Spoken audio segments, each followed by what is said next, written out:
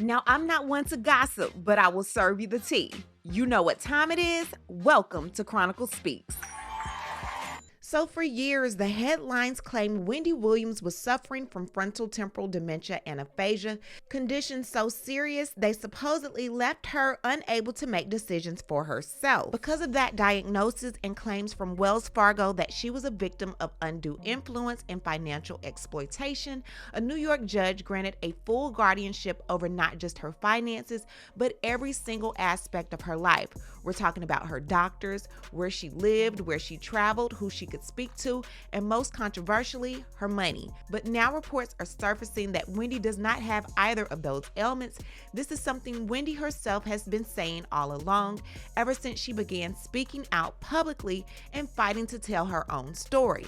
But this is where things get more disturbing. The very team that's supposed to be fighting to get her out of this guardianship, the same team appointed by the court that put her in it, has reportedly known about this alleged misdiagnosis for at least 3 weeks. Yet no emergency motion has been filed, no petition demanding her freedom, no request to the court to restore her rights or return control over her fortune she spent decades building. So naturally, people are asking why. Why would a legal team sit on information this explosive? Information that could change everything. Is this negligence, or is this something or someone deliberately keeping Wendy trapped in a system that profits from her silence? We are going to get into this story and so much more, but before we do, don't forget to subscribe to this channel and hit the bell for notifications so you don't miss out on this story and so much more. Now let's get back into it. Source telling ET the talk show host does not have dementia. According to our source, Wendy's doing just fine. Wendy Williams recently saw a top neurologist who conducted a new round of tests, and she does not have frontotemporal dementia. The results were presented to Wendy and her legal team, and we're told they plan to file court docs to officially get her released from her guardianship. Being in the guardianship means you can't make your own decisions. Now, in 2022, Wendy Williams was placed under a court-ordered guardianship after her longtime bank, Wells Fargo, sent a letter to New York Supreme Court Judge Arlene Bluth requesting a hearing about her well-being. Now, in that letter, the bank claimed that they had strong reason to believe that Wendy was a victim of undue influence and financial exploitation. Now, Wells Fargo wasn't saying that Wendy was broke. They were saying that they didn't trust the people around her. The bank froze her accounts and asked the court to decide who should control her money. That letter set off a chain reaction that would change Wendy's life forever. Around that same time, Wendy reportedly underwent medical evaluations at Weill Cornell Medicine, where she was diagnosed allegedly with frontotemporal dementia and primary progressive aphasia. Now, these two devastating neurological conditions affect the speech, memory, and decision-making. However, here's where things start to look suspicious. That diagnosis didn't actually surface publicly until the release of the Lifetime docuseries Where is Wendy Williams? Almost 2 years after the guardianship was put in place. It's almost as if the diagnosis was brought forward to validate or protect the guardianship, not necessarily to explain Wendy's condition at the time it began. Because if Wendy was already under guardianship long before that medical report was made public, it raises serious questions. Was this diagnosis used as a shield to justify keeping her under control? Was it a medical reality or a convenient narrative to quiet the growing criticism surrounding how Wendy Williams was being handled behind closed doors? Now, the diagnosis of frontotemporal dementia and aphasia became the foundation of the guardianship case. It gave the court and the bank what they viewed as medical proof that Wendy couldn't manage her own life or finances. And from that moment on, every decision from her health care to her housing to her access to her money was placed under someone else's authority. Now, after Judge Bluth's initial involvement, the case was reassigned to Judge Lisa Sokoloff, who became the presiding judge over Wendy's guardianship. Under her watch, attorney Sabrina Morrissey, a specialist in estate and guardianship law, was quietly appointed as Wendy's temporary guardian, later expanding her authority to cover Wendy's entire estate. From that point forward, Wendy's freedom, her ability to spend her own money, make her own medical decisions, and even choose who she could speak to was no longer her own. But here's the thing, almost everything that's happened since has been sealed. We don't have public access to the findings, the hearings, or the evidence that led to these decisions. What we do know is that the guardianship began with a bank letter, not a medical emergency, not a mental health petition, but a financial institution questioning who was around Wendy Williams and how her money was being handled.